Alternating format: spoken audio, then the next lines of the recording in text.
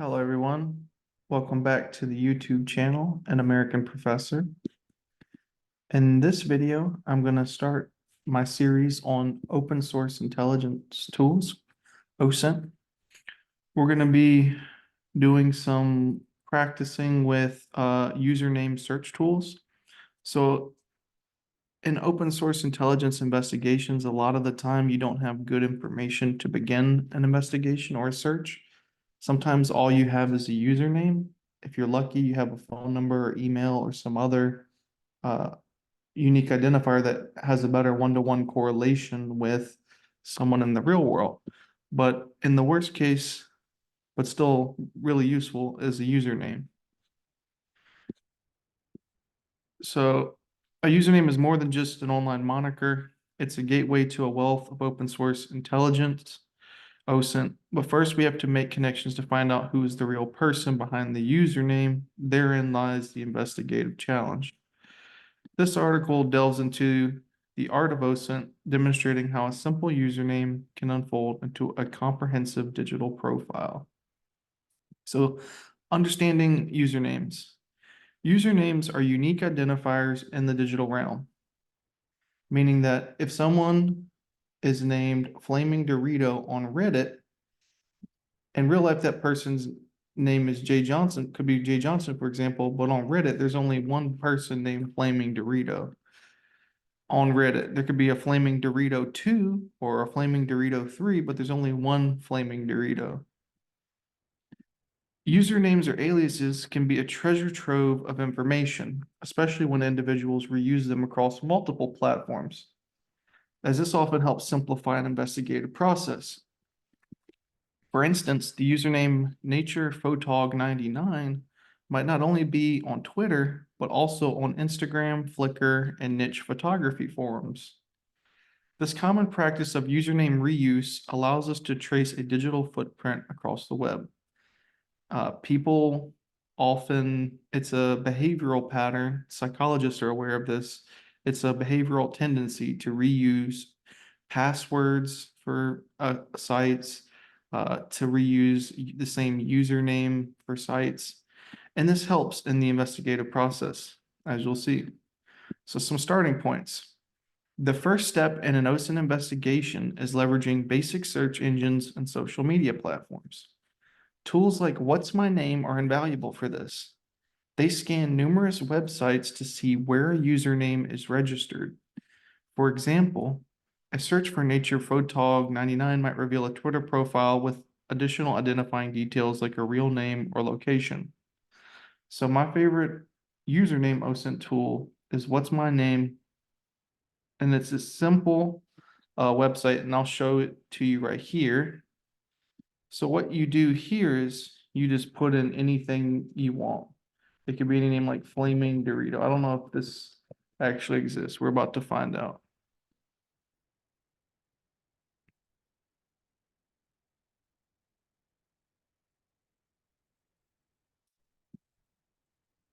It looks like nothing, no returns for this.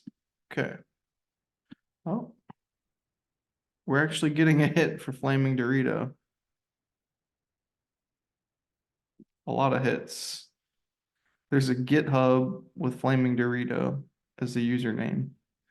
There's Duolingo, there's Cattle, Kaggle. Very interesting. I'll let you circle back to this and do an investigation into that Flaming Dorito person.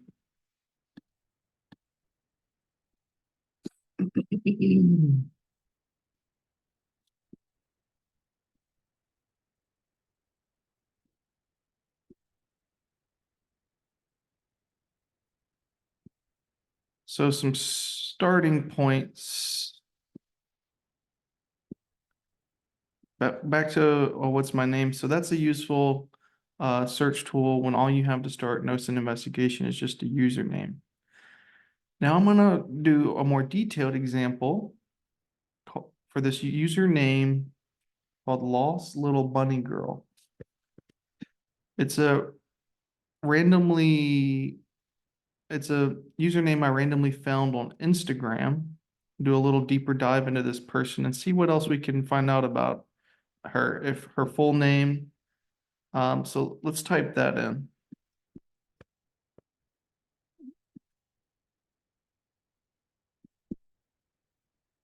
Lost little bunny girl.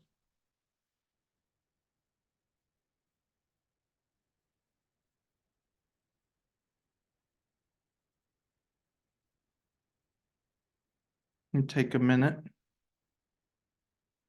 Here we go. Can automatically see one website that's turned up. It's checking 585 different sites. That's 585 unique sites. So we found a PayPal. If we click on that,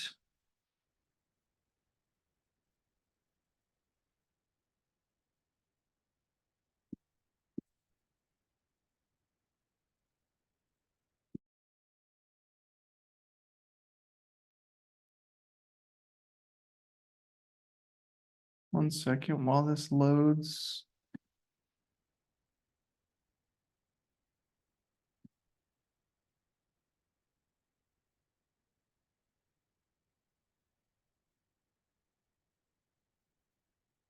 We find the person's name, Sabrina Smith. So that's the full name for this person who's associated with the username Lost Little Bunny Girl. If you click on the first link, you'll quickly see that this person has an affinity towards anime art or comics. It's a minor detail, but in a real life case, that may be a useful fact to know about the person as you build out their persona, how they think, what they like, what do they do. So in practice for a real investigation, I recommend inspecting and taking notes on each of the links returned by this username search tool. It's a very easy to use, fascinating search tool, which could be very useful for when you're maybe wanting to inspect a potential new hire's background or find out more accounts about them, or if you're work for a company, you're doing a threat assessment for an employee, maybe this would be a useful tool. Doing a deeper dive, you can uncover a Facebook account about this person and other social media accounts. You can actually go all the way to finding an image of what this person actually looks like. For the purposes of this tutorial, this suffices to show how easy it is to unmask someone online. It can be very easy to go from a username to an actual image of a real person with tools like the one I mentioned above. There are also several great command line tools for the programmers among us, to be able to piece together social media accounts online from the comfort of a terminal. My favorite that I like is Sherlock, but I'll go into detail with these command line tools at a later date. Again, I just want to reiterate that it's surprising what you're able to find online about someone. It could be anything from your old bodybuilding account to an old MySpace account to anything you forgot you had posted online. My tutorial series may be the catalyst for you to clean up your online presence.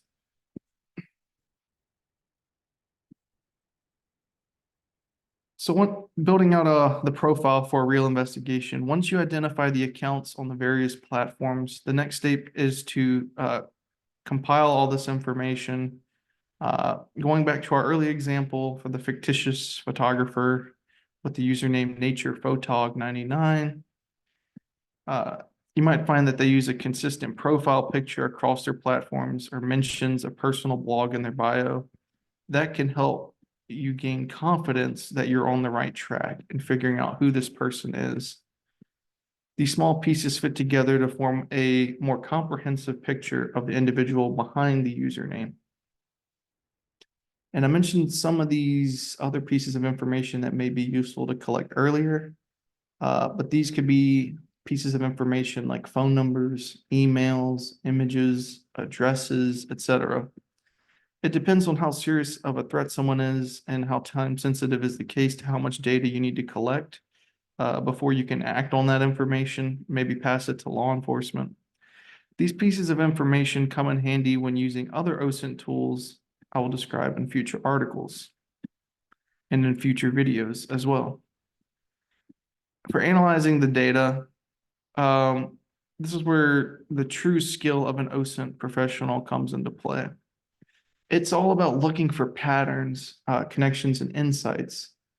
In our case, timeline analysis of Nature Photog 99's posts across different platforms might reveal their participation in specific photography events or their network of contacts. As always, when dealing with OSINT, be mindful of privacy and respect people's privacy. Don't hack someone unethically. Don't be unethical, but feel free to use open source tools to find social media sites or do research on someone. Just keep everything within the legal standards and legal code and respect privacy.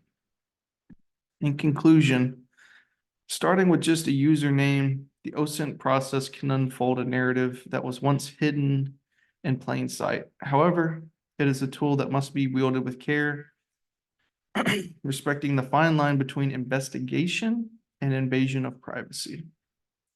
With that, I'll see you in the next video.